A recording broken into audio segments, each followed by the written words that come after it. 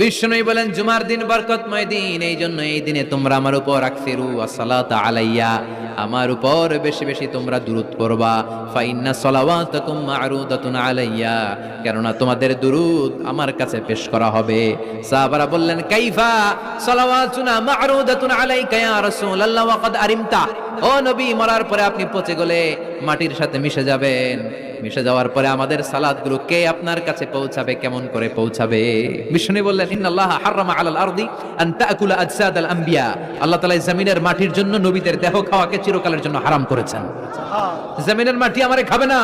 আল আম্বিয়া ও আহিয়াউন ফি কুবুরিহিম ইউরযাকুন, নবীরা কবরে জীবিত আর তাদেরকে রিজিক দেয় কে? তবে এই জীবিতটা আমরা এখন যেমনি জীবিত এই জীবিত নয়, এটা আলামুল বারজাখে নবীদের জন্য স্পেশাল একটা স্ট্যাটাস। কোন সুবহানাল্লাহ। এজন্য এই দিনে বেশি বেশি বিষ্ণু ইসা ইসলামের উপর দুরূদ পড়ার দরকার আছে না নাই?